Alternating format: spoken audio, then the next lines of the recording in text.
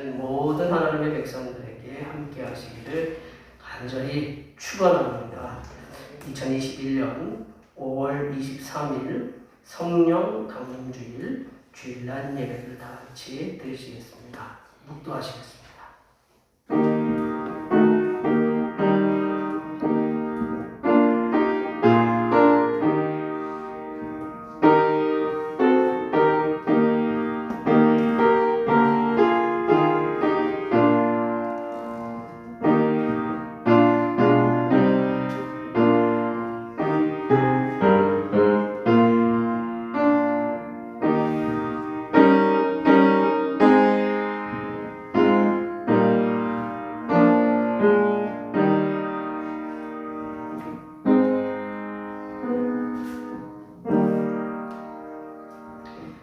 여호와 우리 주여, 주의 이름이 온 땅에 어찌 그리 아름다운지요.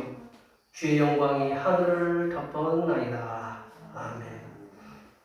오순절 성령님의 임재를 통하여 낙심한 자들에게 용기를 주시는 하나님 아버지, 성령 강림 주일에 저희를 부르셔서 예배를 받으시기를 기뻐하시고 복내려 주심을 감사드립니다.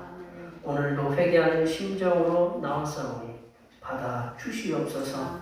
세상에서 지치고 고달픈 영혼들을 영접하시고 안아주시며 성령을 갑절로 부어주셔서 새 힘을 공급받게 하여 주시옵소서.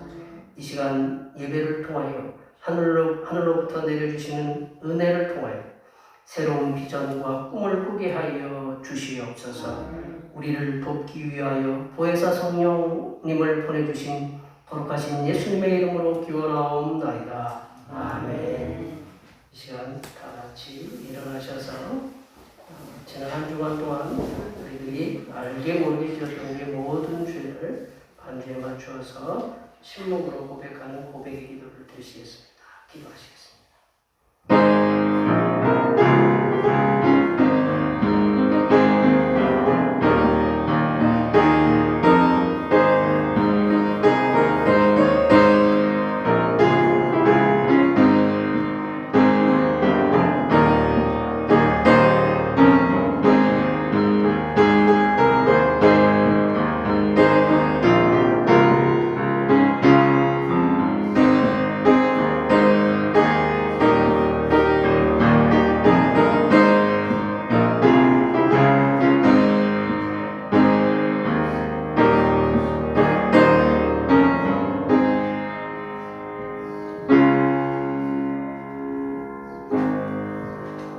우리 하나님께서는 진심으로 죄를 고백하는 사람들에게 그 죄를 용서하기로 약속하셨습니다.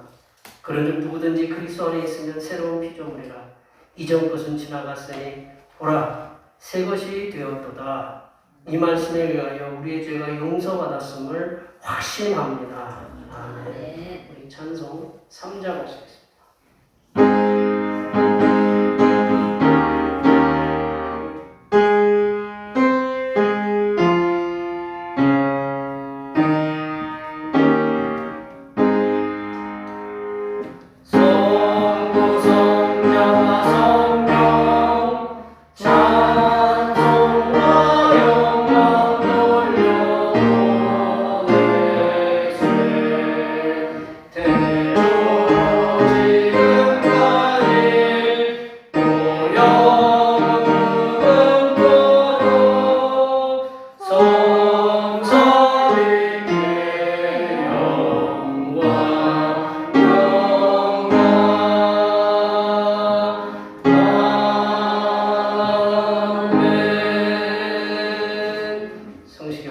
교동문 135번 성령 강림 첫 번째입니다.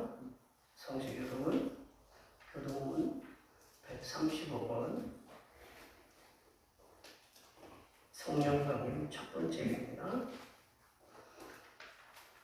그의 위에 여호와의 영 곧 지혜와 총명의 영이요 모략과 재능의 영이요 지식과 여호와를 경외하는 영이 강림하시리니 오직 하나님의 성령으로 이것을 우리에게 보이셨으니 성령은 모든 것 곧 하나님의 기준 것과 더불어 인도하시리라.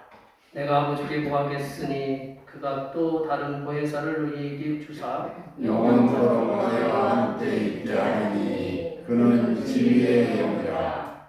보혜사 곧 아버지께서 내 이름으로 너희 이름으로 보내실 성령 그가 너희에게 모든 것을 가르치고 내가 너희에게 말한 모든 것을 생각나게 하리라. 오직 성령이 너희에게 임하시면 너희가 권능을 받고 예루살렘과 온 유대와 사마리아와 땅끝까지 이르러 내 증인이 되리라 하시니라. 아멘. 사도신경 우리 신앙을 하나님 앞에 고백하시겠습니다. 나는 전능하신 아버지 하나님 천지의 창조주를 믿습니다. 나는 그의 위대하신 아들 우리 주 예수 그리스도를 믿습니다. 그는 성령으로 잉태되어 동정녀 마리아에게서 나시고 본디오 빌라도에게 고난을 받아 십자가에 못 박혀 죽으시고 장사된 지 사흘 만에 죽은 자 가운데서 다시 살아나셨으며 하늘에 오르시어 전능하신 아버지 하나님 우편에 앉아 계시다가 거기로부터 살아있는 자와 죽은 자를 심판하러 오십니다. 나는 성령을 믿으며 거룩한 공동교회와 성도의 교제와 죄를 용서받는 것과 몸의 부활과 영생을 믿습니다. 아멘. 다 같이 앉으셔서 찬송 70절 하시겠습니다.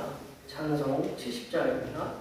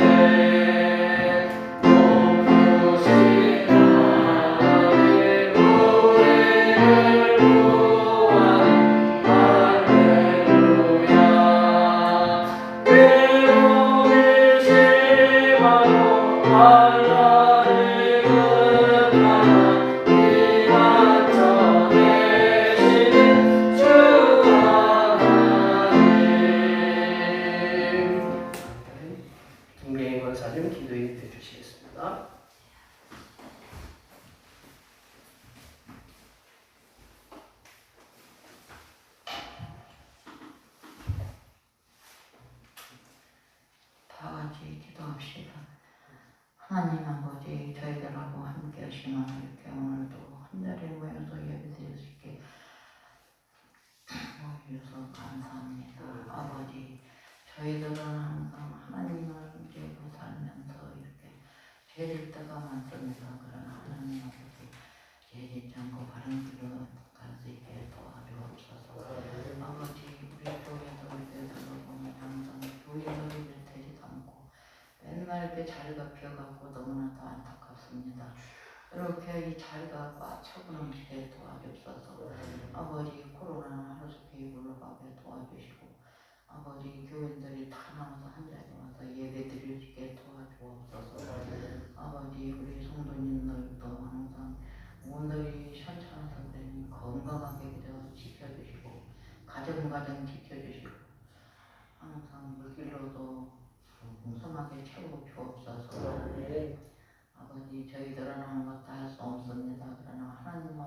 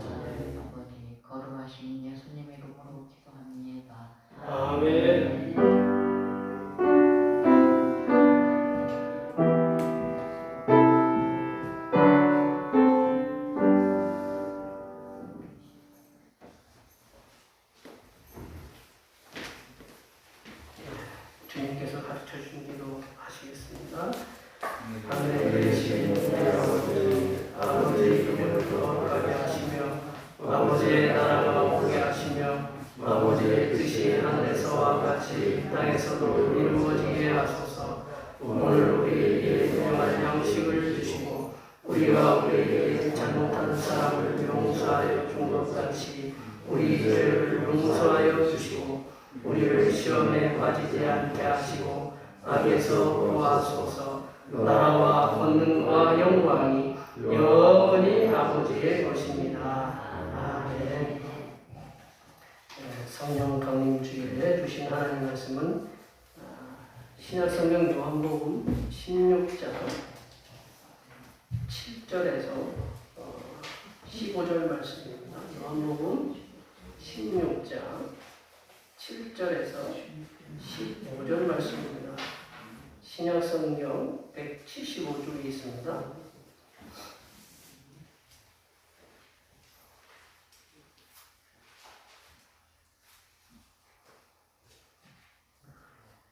성령 강림 주일에 주신 하나님의 말씀, 신약성경 요한복음 16장 7절에서 15절입니다. 신약성경 175쪽이었습니다.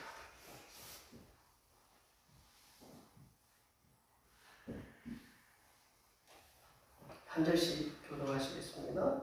그러나 내가 너희에게 실상을 말하노니 내가 떠나가는 것이 너희에게 유익이라. 내가 떠나가지 아니하면 보혜사가 너희에게로 오시지 아니하실 것이요 가면 내가 그를 너희에게로 보내리니 그가 와서 너희에 대하여 우리에 대하여 심판에 대하여 세상을 책망하시리라.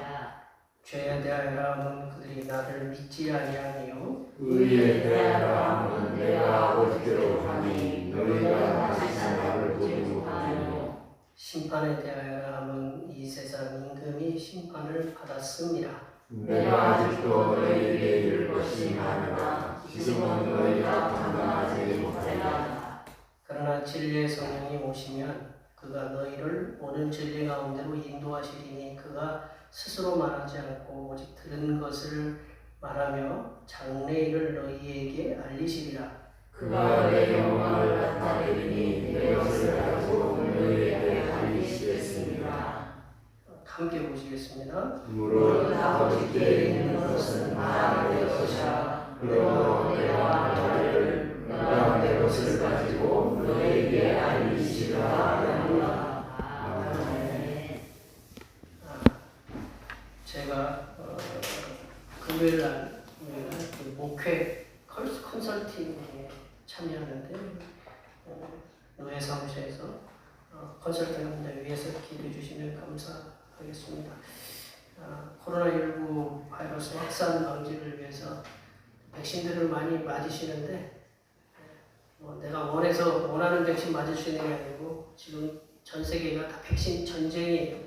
그래서 백신을 어떻게 확보하느냐 그것 때문에 다들 좀 어려움을 겪고 있는데 백신 잘 맞으시고 또 이렇게 교회 오실 때 제가 이제 금요일마다 문자를 넣지만 교회 오실 때 이제 마스크 쓰시고 손소독도 하시고 이렇게 기록도 해주시고 이러한 좀 번거로움이 속히 저희들에게 이제 떠나갈 수 있도록 위해서 기도해 주시면 감사하겠습니다.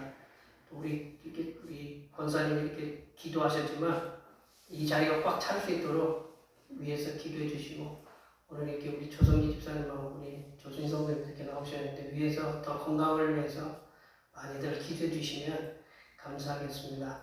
이 시간 우리 앞에 옆에 뒤에 계신 분들에게 코로나19 백신도 잘 맞고 이길 수 있도록 더 건강해서 직장과 사업도 그리고 농사도 잘 될 수 있도록 위해서 많이 축복해 주시기 바랍니다. 축복합니다. 축복합니다.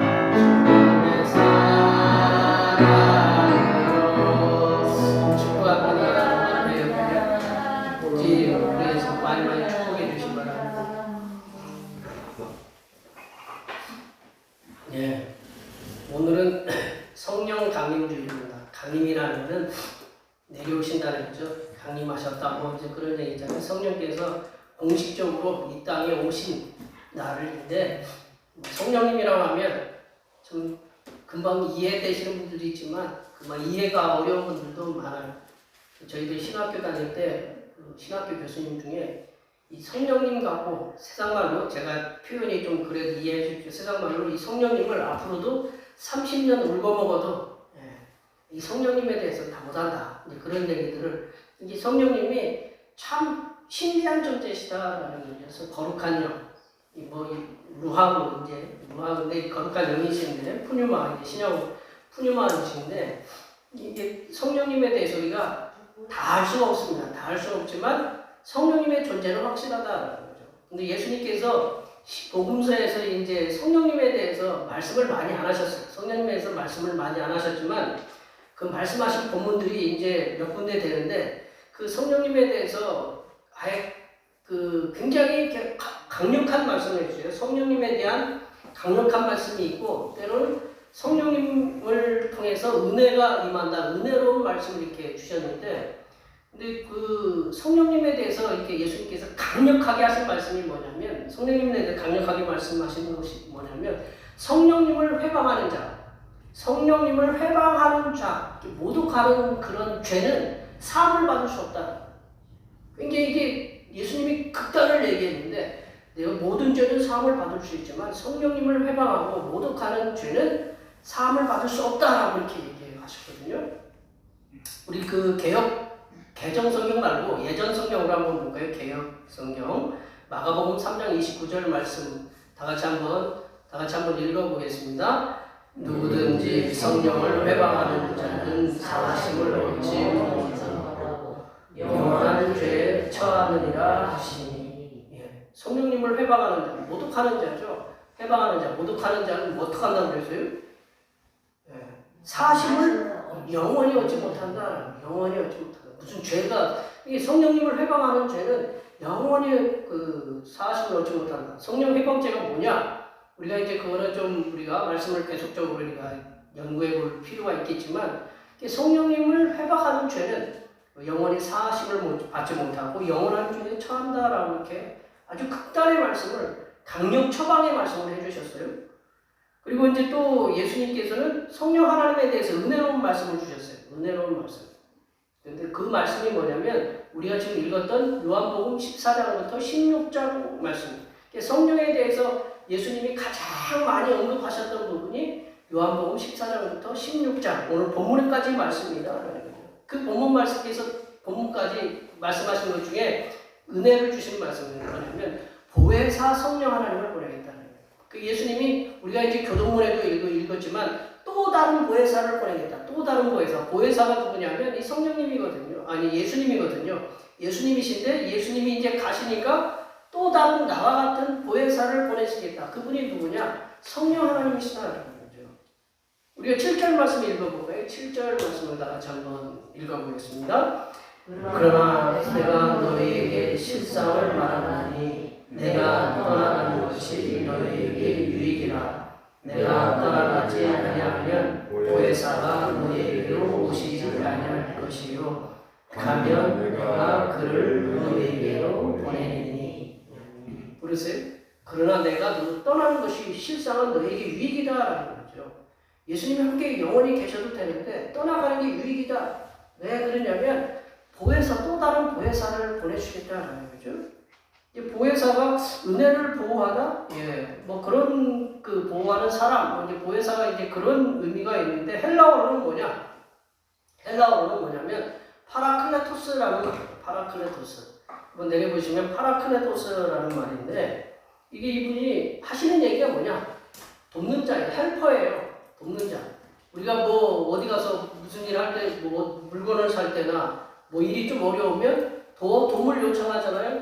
그 뭐 119를 부르든지 뭐 112를 부르든지 맨 또 이렇게 무슨 어디 그 다리 같은 데 보면 이렇게 높은 다리 보면 뭐라고 이렇게 써져 있어요. 써져 있는데 거기 뭐냐면 자살 방지 해가지고 이렇게 도움을 요청하는 그런 그리고 뭐 가정 폭력이 몇 번, 번호 이렇게 있잖아요. 그런 것들을 다 이렇게 그 도움, 그러한 역할을 하시는 분이 누구냐? 성령님이다. 헬퍼다. 성령님은 돕는 자다. 그리고 위로자예요. 카운셀러나 이렇게 위로자, 상담자예요. 그래서 우리가 어렵고 위험에 처했을 때 위로하시고 상담하시는 분이 바로 성령님이시다. 또 성령님은 중재자예요. 중재자. 예. 우리 옛날 어른들이 그러잖아요. 우리 그 중매를 갖다가 잘 써면 술이 뭐예요? 술이 석잔이고 못 써면 어떻게 해요? 뺨에 석대라고 하잖아요. 그만큼 중간에서 이렇게 뭐를 잘 이끌어주는 게 참 어려운 일이거든요. 이 중재자라는 거, 인터세서라는 거, 우리 중재자에 성령님이 계신데 이 성령님이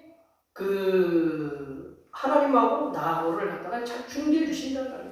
또 뒤에 가서 또 설명해 그 중재자의 역할을 뭘로 하느냐? 변호자로 하거든요. 변호사로 이렇게 성령님이 우리를 변호해 주시는 분이다라는 거죠. 성령 하나님께서는 분명히 우리 곁에 계시면서 성부 하나님과 성자 예수님, 우리가 신앙 성자 예수님, 성부 예수님을 잘 믿을 수 있도록 돕는 분이 누구냐면 바로 성령 하나님이다. 그래서 우리가 어려운 일이 있을 때 우리 성령 하나님한테 늘 기도해야 돼요. 우리 성자 예수님, 성부 하나님을 위해서 기도하지만 성령 하나님께 우리를 도와달라고 기도해주는 그런 기도를 많이 해야 된다라는 거죠. 왜냐하면 성령님은 성부 하나님과 성자 예수님이 우리를 도우라고 보내주신 분이에요. 그러니까 성령님을 자꾸 우리가 세상 좀 표현이 그렇지만 이용해야 돼요. 근데 이제 오늘 본문에 보시면 예수님께서 보혜사인 성령 하나님에 대해서 또 다른 사역을 얘기하세요. 우리 생소한 모습이죠. 성령님 사역 중에 이런 위로하고 변호하시고 우리 돕는 그런 사역 외에 또 다른 사역이 있어요. 생소한 모습이에요. 저도 이 말씀을 보면서 설교 준비하면서 성령님이 이런 모습이 있었구나. 그래서 좀 낯선 모습. 우리가 그렇잖아요. 우리 누군가와 오래 사귀었어도 때로는 낯선 모습이 있잖아요. 그럼 너도 그런 면이 있었어? 아니 너도 그런 거를 갖다가 이렇게 하는구나. 그런 것이 이게 좀 놀랄 때가 있잖아요. 저 오늘 이 말씀 준비하면서 성령님에 대해서 이런 모습이 있어서 좀 깜짝 놀랐는데 성령님이 어떤 사역이 있냐면 세상을 책망하는 사역이 있다. 세상을 책망하는 사역. 우리 책망하면 좋아요? 안 좋아요? 누군가가 나를 책망하면 별로 안 좋죠. 그래도 내가 못했어도 이렇게 둘러서 얘기하면 다 알아듣잖아요. 근데 직접 대놓고 너 잘못했어 그렇게 얘기하면 얼마나 좀 세상 말로 거시기 할지 몰라요. 근데 책망하는 게 성령님도 책망하는 사역이 있지만 성경도 책망하는 사역이 있어요. 성경 말씀으로. 모든 성경은 하나님의 감동으로 된 것으로 교훈과 책망과 바르게 함과 의롭게 성경도 어디 보면 우리를 책망하시는 말씀이 들어있다. 책망하시는 것은 성령님의 또 다른 사역이지만 성경도 그렇게 우리를 책망하시는 게 가장 중요한 사역 중에 하나다라고 볼 수 있는데 우리 8절 말씀 읽어볼까요? 8절 말씀입니다. 그가 와서 죄에 대하여 의에 대하여 심판에 대하여 세상을 책망하시리라. 이 본문 말씀을 설교하기가 좀 어렵대요. 우리 성 아구스티누스라고 아주 위대한 고백록을 쓰신 분이 계신데 이 말씀이 굉장히 오늘 본문이 좀 쉽지 않은 말씀이다. 그러니까 우리가 쉽지 않은 말씀, 우리가 늘 세상 살아가다 보면 쉽지 않은 사람도 있고 쉽지 않은 문제들도 있잖아요. 오늘 성경도 그래요. 성경도 보면 말씀이 우리가 쉽게 이해되는 말씀이 있는가 하면 오늘 본문처럼 좀 이해하기가 어려운 말씀이 있어요. 근데 그거를 억지로 풀다가 베드로 사도가 얘기하는 것처럼 성경을 갖다 억지로 풀면 어떻게 해요? 잘못된 길로 갈 수가 있어요. 그러니까 성경을 그냥 우리가 이해 못하면 우리가 어떻게 하면 되냐? 성령님한테 기도를 해야 돼요. 성령님이 저자잖아요. 그러니까 성령님이 기도를 하면 그거 이해할 수 있도록 길을 열어주신다는 거죠. 오늘 보혜사 성령 하나님의 사역이 성도를 위로하고 돕는 사역이 있는데 또 성령님의 사역이 세상을 책망하시는 사역도 있으시다라는 거. 어떻게 보면 돕는다. 선한 얼굴과 또한 심판의 사역, 책망의 사역이 있으면 얼굴을 무슨 얼굴이라고 해요? 두 얼굴의 사역, 두 얼굴을 가진 성령님의 어떤 모습이 있다라는 거죠. 사람이 두 얼굴 가지고 있으면 별로 안 좋잖아요. 근데 성령님의 두 가지 측면이 이렇게 우리에게 있다는 거죠. 근데 이분을 책망하시다라는 말씀, 이게 책망이라는 뜻이 뭐냐? 책망하시다는 뜻이 뭐냐면, 우리가 보면, 책망하다라는 뜻 한번 볼까요? 네. 책망하다라는 뜻이 뭐냐면, 누군가의 잘못이나 실수나 죄를 드러내어 증명함으로써 그 사람에게 치욕과 부끄러움을 주는 것. 예, 한번 잘 보세요. 누군가의 잘못이나 실수, 그리고 죄를 드러내는 거예요. 드러내서 증명하는 거예요. 너 이런 죄를 저질렀다, 이런 실수를 했다, 이런 잘못을 했다. 그걸 증명하는 거예요. 이렇게 이렇게 증거를 통해서 증명하는 거예요. 그래서 그 사람에게 치욕과 부끄러움을 주는 거예요. 이거를 보통 누가 해요? 법정에서? 누가 해요? 재판관. 예, 검사가 하죠. 검사. 예, 검사는 이렇게 자꾸 드러내서 죄를 정확하게 명명백백하게 해서 이 죄를 갖다가 뭐 쉽게 얘기하면 요즘 무슨 뭐 어린아이 이렇게 살인죄를 해가지고 검사가 구형을 하잖아요. 미리 이거는 사형에 처한다, 사형에 이렇게 내려줘야 된다라고 이렇게 얘기하잖아요. 그 검사가 그런 역할을 해요. 이렇게 드러내는. 그러니까 오늘 성령님이 어떤 역할을 하느냐? 검사 역할을 이렇게 한다라는 거죠. 이런 건데 성령님의 사역은 어떤 사역이냐면 성도에게만 국한된 사역이 아니라 세상에 대해서 책망하시는 사역도 있으시다라는 거 우리가 분명히 기억해야 한다. 성령님은 성도를 위한 사역도 있지만 세상을 책망하는 사역도 있으시다라는 거 우리가 분명히 기억해야 된다는 거죠. 근데 오늘 요한복음에서 얘기하는 세상, 요한복음에서 얘기하는 세상은 코스모스예요. 영어로 헬라어로 코스모스. 우리 꽃 말고 꽃 말고요. 코스모스라는 게 우주라는 뜻도 있지만 세상이라는 뜻이 있는데 세상을 얘기하는 게 이 지구, 우리가 살고 있는 이 지구를 이야기하기보다는 이 땅에 하나님을 알지 못하는 사람들, 하나님을 거부하는 사람들을 세상이라고 얘기해요. 그리고 이 땅에 살아가는 모든 사람들을 세상이라고 표현하는 것이 요한복음에서 얘기해요. 하나님이 세상을 이처럼 사랑한다. 세상이라는 건 누구냐? 세상에 하나님을 거부하는 사람들, 하나님을 거역하는 사람들, 그리고 그런 이 땅의 사람들을 세상이라고 해요. 그리고 성령 하나님께서 이 땅의 사람들을 책망하시는 사역이 있는데, 그리고 우리 성도들을 위해주는 사역이 두 가지가 있어요. 근데 이제 오늘 본문에서 이 두 가지 사역에 대해서 이렇게 말씀하잖아요. 성령님께서 우리를 위로하시는 사역, 우리를 위하시는 사역이 있고 세상을 책망하시는 사역이 있는데 먼저 우리가 오늘 본문에서 예수님께서 얘기한 세상을 책망하시는 사역이 뭔가 먼저 한번 살펴보도록 하겠습니다. 오늘 본문 8절에서 10절까지 말씀하시는 성령님의 사역 가운데 하나인 세상을 책망하시는 사역이 뭐가 있는가? 근데 예수님께서 성령님이 세상을 책망하시는 사역 중에 죄에 대하여, 의에 대하여, 심판에 대하여 책망하시겠다 이렇게 말씀하시거든요. 우리 8절 말씀 읽었잖아요. 근데 보혜사 성령 하나님께서 먼저 죄에 대해서 책망하시겠다는 거죠. 죄에 대해서 책망하시는 사역은 예수님을 믿지 않는 그런 불신앙을 책망하시는 거다. 죄라는 게 뭐냐? 죄라는 게 다른 사람한테 내가 어떤 잘못을 저지른 거를 죄라고 하지만 예수님께서 얘기하시는 죄는 뭐냐면 성부 하나님 성자 예수님을 믿지 아니하는 불신앙의 그 모습을 뭐라고 하냐면 죄다라는 거죠. 죄. 우리 9절 말씀 읽어볼까요? 9절 말씀 다 같이 한번 읽어보겠습니다. 죄를 대하여는 그들이 나를 믿지 아니하고. 인간의 가장 큰 죄는 죄 중에 가장 큰 죄는 뭐냐면 성부 하나님, 우리를 창조하신 성부 하나님, 우리를 구원하신 구원자 예수님을 믿지 못하는 것, 거부하는 것, 그것이 가장 큰 죄다.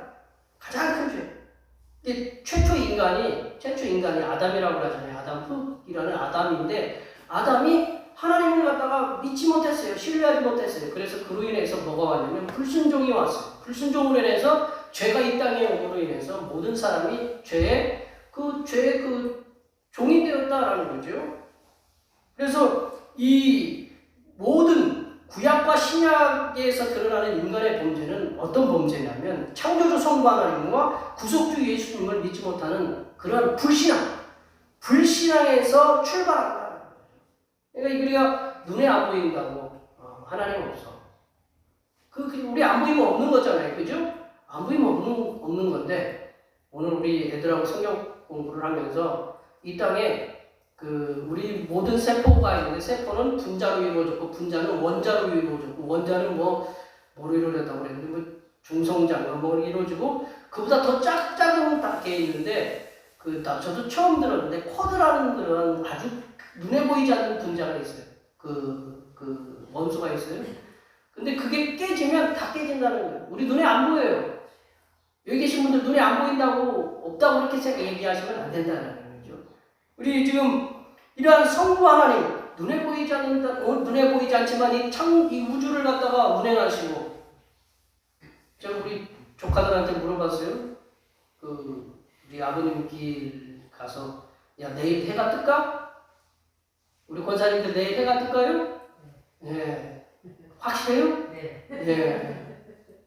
확실한? 네, 내일 해가 뜰 겁니다. 예.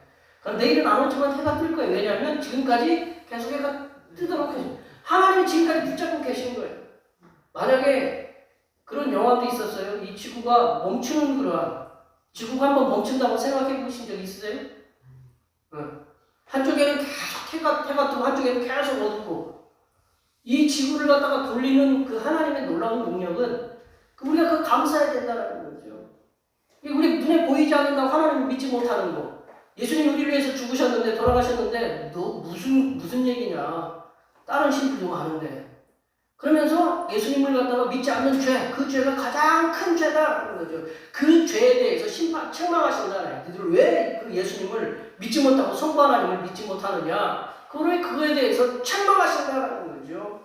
두 번째로 의에 대해서 책망하신다는 거예요. 의에 대해서 책망하신다. 우리가 10절 말씀 읽어볼까요? 10절 말씀입니다. 의에 대하여라 하면 내가 아버지께로 가니 너희가 다시 나를 보지 못하니요. 아멘.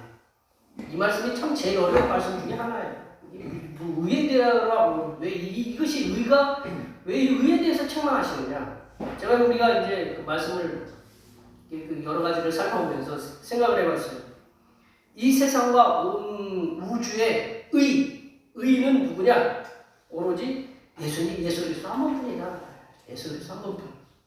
우리는 영원한 의이신 예수님, 십자가에서 죽으심과 부활하신 예수님을 믿는 믿음을 통해서 성부 하나님께로 갈 수 있게 됐다는 거죠. 왜 예수 그리스도의 의이신 예수님이 중요하느냐? 예수님한테 가야 되거든요. 예수님한테 가야 돼요. 여기 계신 분들 요즘 어떤 분들이 돈 많으신 분들이 달 여행 가는 거 지금 계획을 한다는데 달 여행 생각해 보셨어요? 요즘 돈 많은 사람들은 달 여행 가려고 계획을 해요. 그러려면 여행을 가려면 뭐를 타야 돼요? 내가 뛰어서 갈 수 있어요? 뭐를 타고 가야 돼요?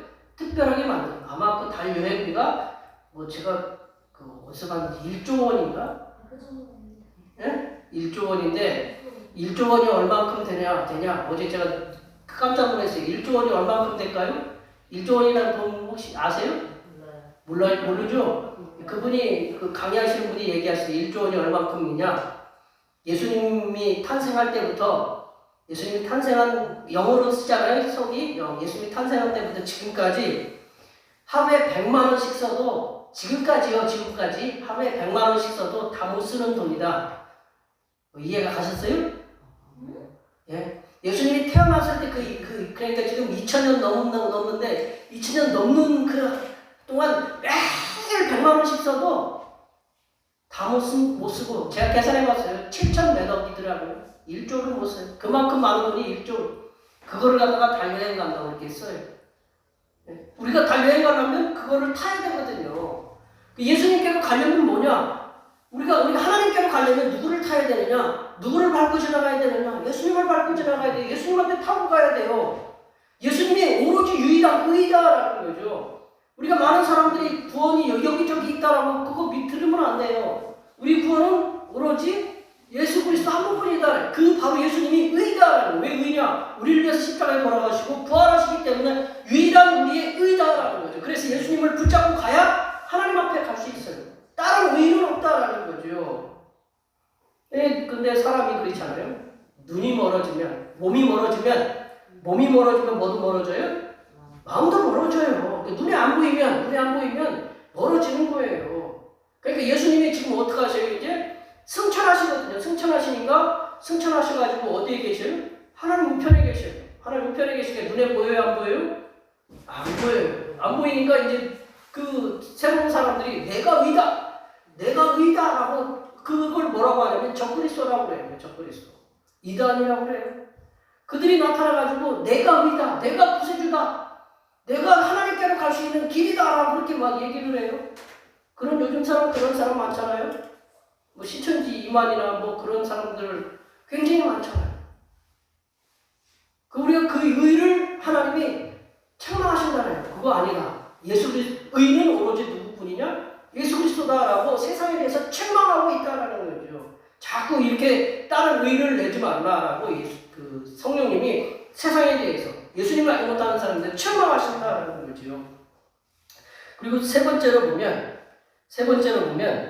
그 보혜사 성령 하나님께서는 이 세상 임금에 대해서 책망하십니다.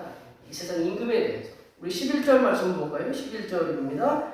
심판에 대하여 남은 이 세상 임금이 심판을 받았습니다. 이 세상 임금이 누구냐? 사탄, 마귀를 가리킨다라는 거죠. 이 공중권세를 잡은 자를 얘기하는 거죠. 우리 그래서 보이지 않는 전쟁이라고 하잖아요. 보이지 않는, 사탄이 보이지 않잖아요. 이 사탄과의 전쟁이 보이지 않는 전쟁인데, 이 사탄은 예수님께서 십자가의 죽으심으로 인해서 우리가 승리를 얻었다, 그렇게 심판을 내렸어요. 판단을 했어요. 예수님이 돌아가셨으니까 이제 우리의 세상이 됐다라고 심판을 했어요. 그렇게 판단을 내렸는데, 그리고 축배를 들었지만 그리고 성령 하나님께서는 이 예수님께서 십자가에서 죽으셨다가 또 다시 부활하심을 통해서 사탄과 마귀가 패배했음을 선포한다는 거죠. 니들이 이겼다고 하지만 도리어 누가 이겼느냐? 예수 그리스도가 승리하셨다라고 이렇게 책망하시는 거거든요. 사탄이 스스로 승리하였다고 심판했지만 성령 하나님께서는 그 심판이 잘못되었다고 책망하십니다. 그러니까 이 성령님의 그 세상을 책망하시는 사역은 죄에 대하여, 의에 대하여, 심판에 대하여 이렇게 책망을 하시는데, 이 보혜사 성령님, 우리를 도우시고 우리를 위로하시는 보혜사 성령 하나님께서는 성령 하나님께서는 믿지 않는 죄, 세상이 예수님을 믿지 않는 죄에 대해서 책망하십니다.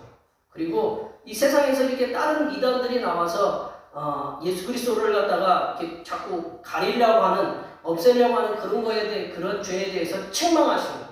이 사탄이 자기가 승리했다고 그렇게 스스로 심판하고 자처하는 것에 대해서 이 성령님은 책망하신다라는 거죠. 그래서 성령님은 세상에 대해서 책망하시는 이러한 사역이 있으시다라는 거. 그리고 그거를 우리가 기억해야 된다라는 거죠.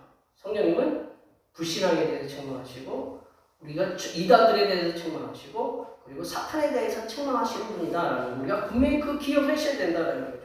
또 한 가지, 이제 성령님의 또 다른 사역이 있는데, 어떤 사역이 있냐면, 예수님께서 말씀하시는 보혜사 성령 하나님의 사역은 성도를 진리 가운데로 인도하시는 사역이다. 진리 가운데로. 성도를 진리 가운데로 인도하시는 사역이다. 우리 13절 말씀 읽어볼까요? 13절 말씀 다 같이 읽어보겠습니다. 그러나 진리의 성령이 오시면 그가 너희를 모든 진리 가운데로 인도하시리니 그가 스스로 말하지 않고 오직 들은 것을 말하며 자기의 일을 너희에게 알리시리라. 아멘. 성부 하나님, 그리고 성자 예수님께서 우리에게 보내신 이 보혜사 성령 하나님은 우리를, 그 성령 하나님은 어떤 분이냐면 진리의 성령 하나님이시다. 그러나 누가 오시면 진리의 성령이 오신다. 진리의 성령은 어떤 분이냐? 진리의 성령이다라는 거죠. 진리의 성령. 그 진리의 성령이 우리를 어디로 인도하신다고 그랬어요? 그가 너희를 어디로 인도하신다고요? 모든 진리 가운데로 인도하신다라는 거죠. 진리 가운데. 이게 진리이시니까 진리 가운데로 인도하는 거예요. 진리의 성령. 세상에 한번 생각해 보세요. 우리가 그 어디를 가려고 하면 모르는 그 장소에 가려고 하면 차 끌고 갈 때 뭐 찍고 가요? 그 내비 찍고 가요. 우리 인도자이신 내비를 찍고 가요.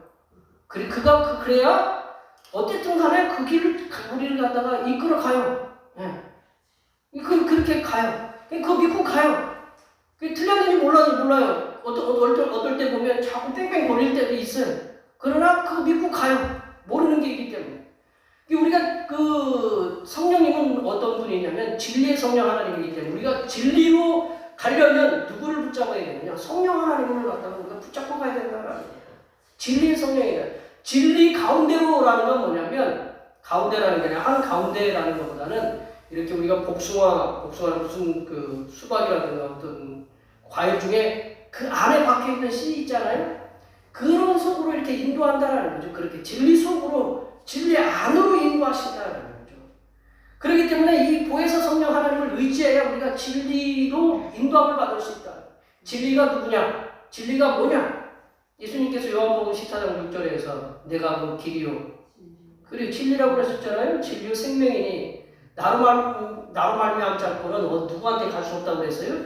하나님 앞에 갈 수 없어요.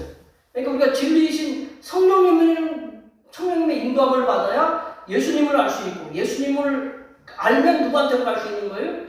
성부 하나님께로 갈 수 있는 거예요. 이게 순서다라는 거죠. 보혜사 성령 하나님께서 오셔서 성도에 대하여 하시는 사역은 뭐냐? 우리가 진리 가운데 그래서 성령 하나님께서는 진리 안에 거하시면서 요즘 우리가 지금 뭐를 맞아야 돼요? 백신을 맞아야 돼요. 백신을 왜 맞으세요? 왜 맞으려고 하세요? 그 백신 우리 어르신들도 보면 백신 맞고 돌아가시는 분들도 계신데 독감 주사 맞아가지고 돌아가시는 분들도 굉장히 많대요.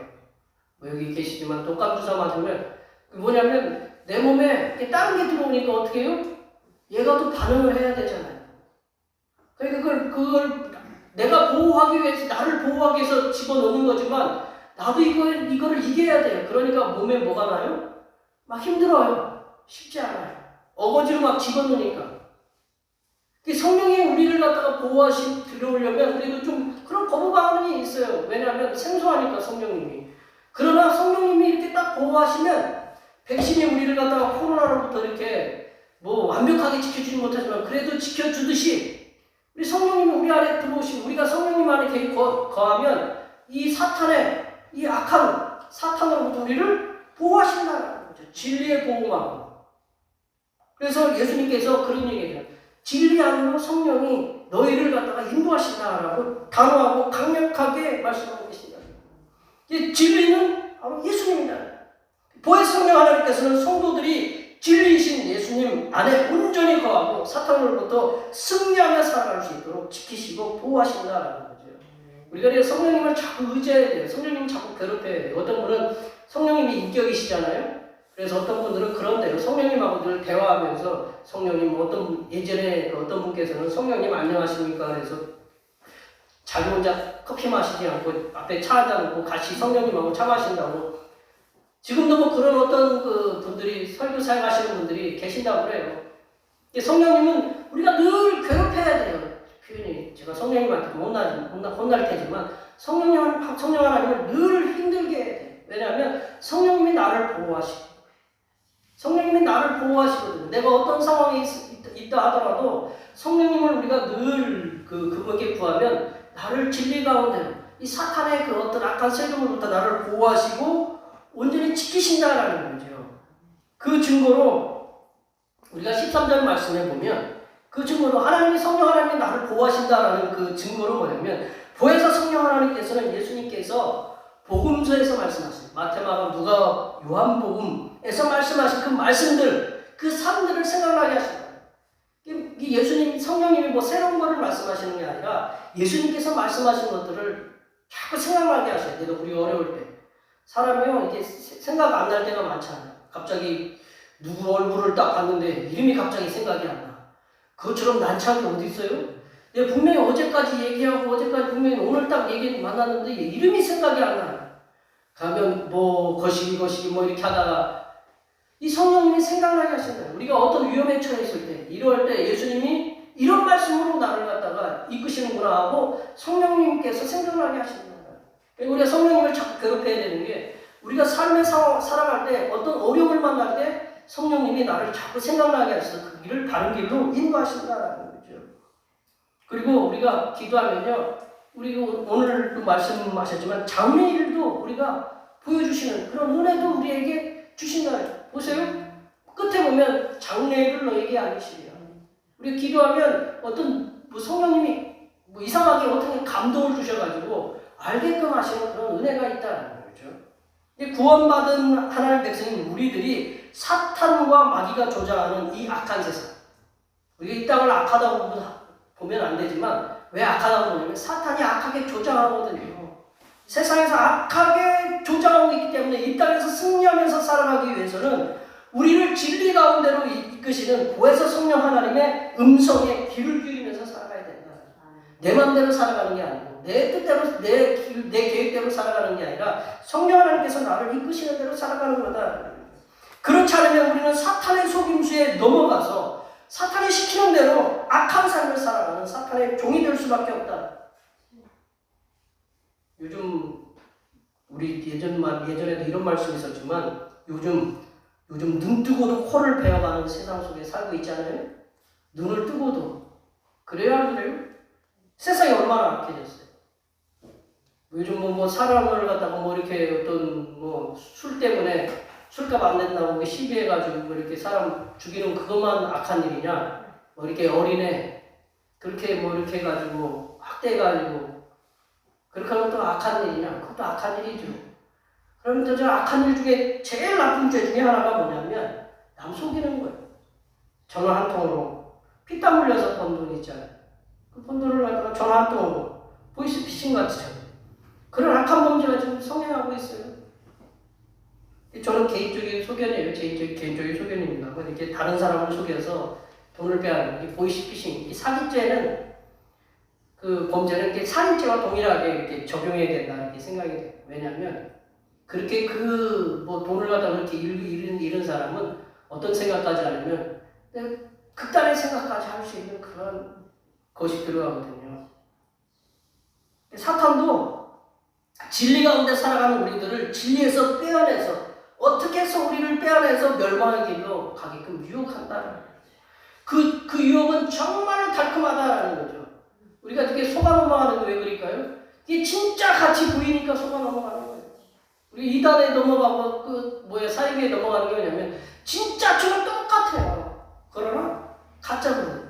그게 넘어가거든요.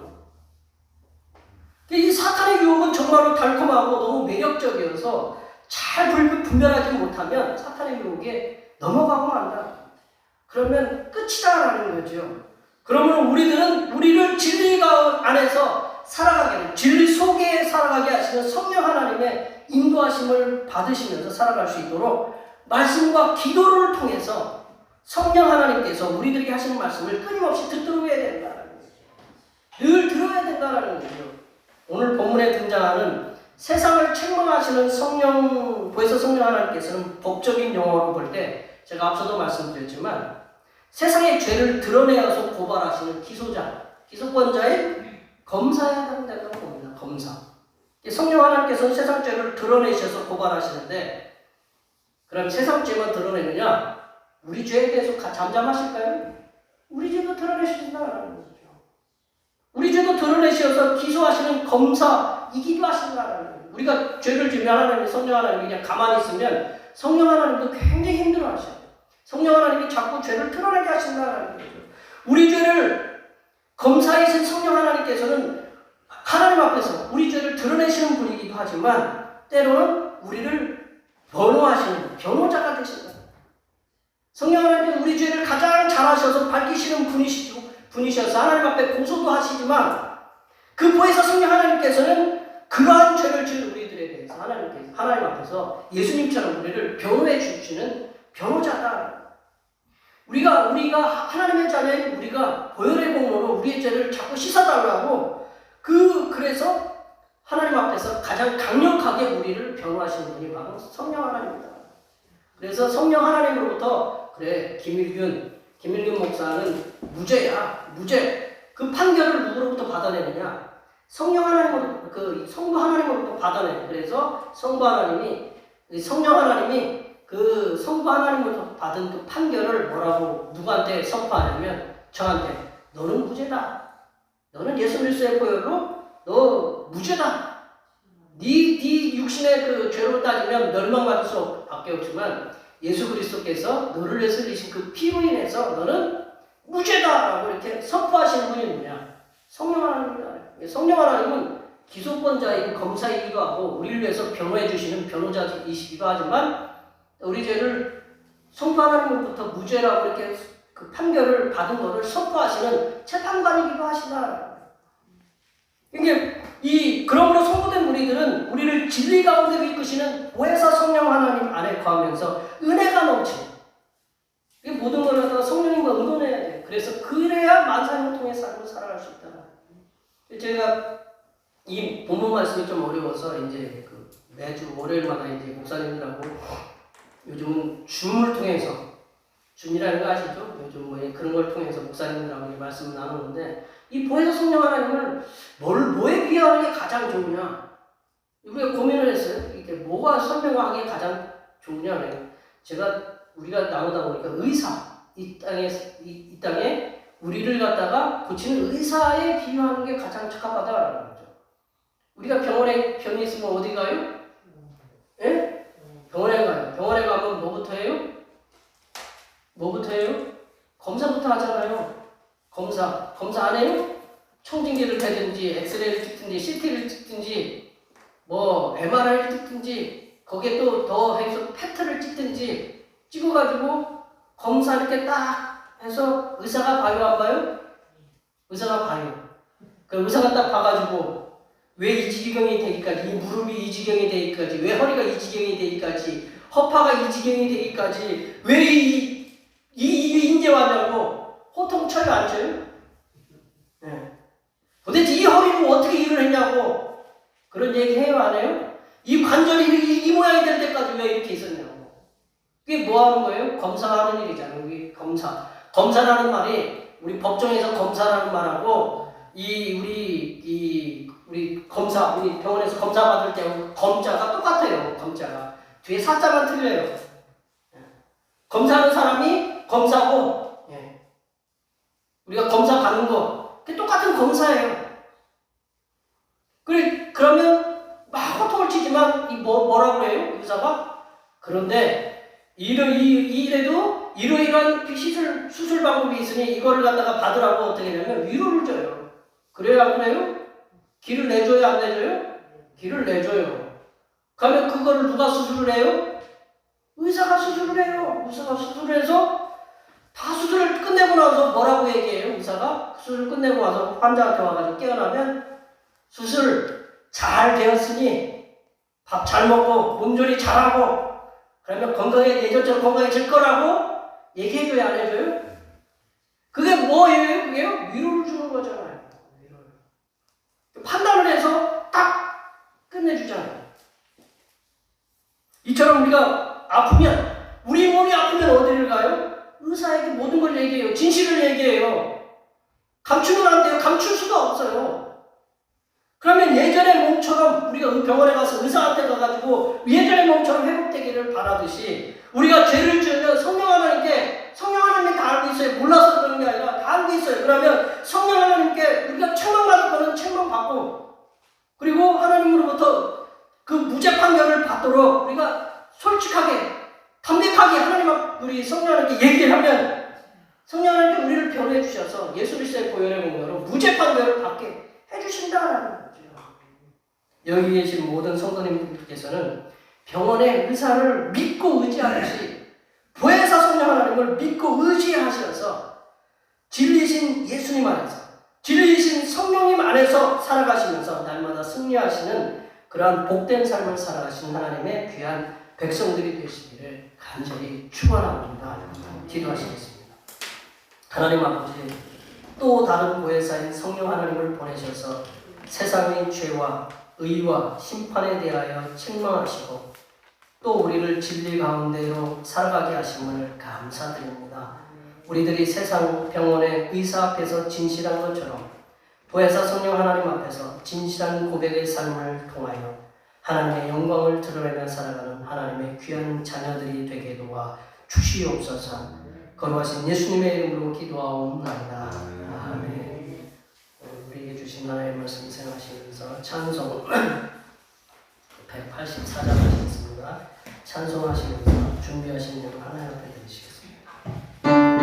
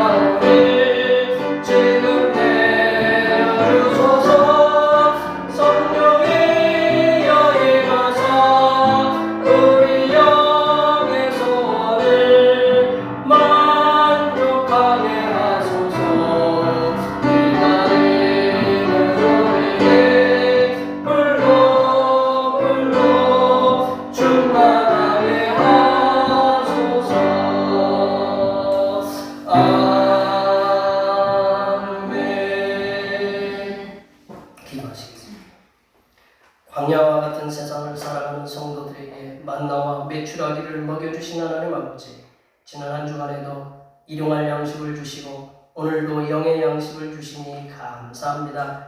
이 시간에 빈손으로 나오지 않게 하시고 드릴 예물을 준비하여 나오게 하신 은혜에 감사드립니다. 우리가 정성을 다하여 드린 예물을 기쁘게 흠양하여 주시옵소서. 하나님 아버지, 우리가 살아가는데 물질에 궁핍하지 않도록 물질을 부어주심에 감사하여 감사의 예물을 드립니다. 갈 길을 몰라 방황하는 인생을 바른 길 가도록 도우시는 성령 하나님의 은혜에 감사하여 감사의 예물을 드립니다. 이사를 잘 할 수 있도록 인도하여 주셔서 인도해 주신 그 은혜에 감사하여 감사의 예물을 드립니다. 이렇게 여러 가지 모양의 감사와 소원을 가지고 감사의 예물을 드렸사오니 인생의 마음을 감찰하시고 꿰뚫어 보시는 하나님께서 바친 이들의 모든 소원을 이루어 주시고 이들을 가로막고 있는 모든 문제들이 다 해결되는 놀라운 은혜의 역사가 일어나게 하여 주시옵소서. 하나님 아버지, 변함없는 마음으로 주님 앞에 주의 헌금을 드립니다. 이 한 주간도 주님의 측량할 수 없으신 은혜와 섭리 가운데 복된 길로 인도하여 주시옵소서. 한 달을 감사하며 월정을 드립니다. 한 달 동안 주님의 사랑하심과 은혜와 평강이 넘치도록 인도하여 주시옵소서. 하나님 아버지, 주님의 몸된 교회를 위하여 헌신하고 봉사하는 손길들의 수고를 기억하여 주시사 하늘로부터 내려주신 은혜가 충만하게 임하도록 도와주시옵소서. 차량 봉사와 헌금위원과 재정위원과 안내위원과 교회 청소로 그 외에 보이지 않는 곳에서 남모르게 주님을 위하여 수고하는 여러 손길들을 위해 하나님께서 보여주시는 새로운 비전들을 보게 하시고 이 땅에서 바라고 소원하는 모든 기도의 제목들이 다 응답받을 수 있도록 도와주시옵소서. 거룩하신 예수님의 이름으로 기도하옵나이다. 아멘.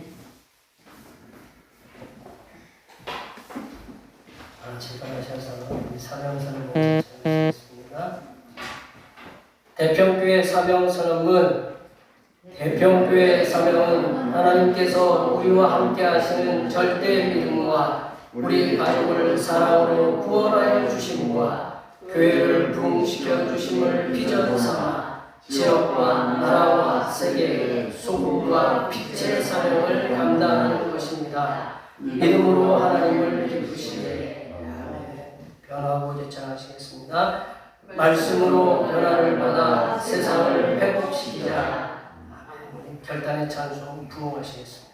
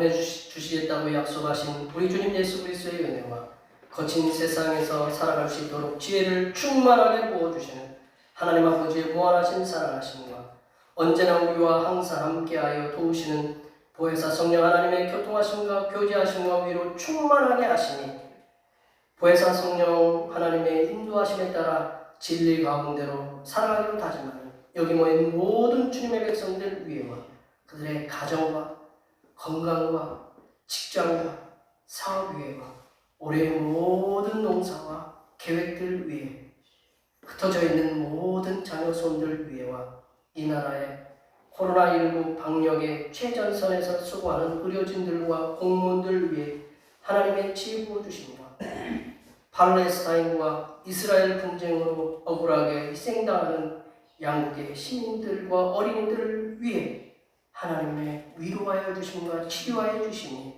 이제부터 영원토록 함께하옵시기를 간절히 축원하옵나이다.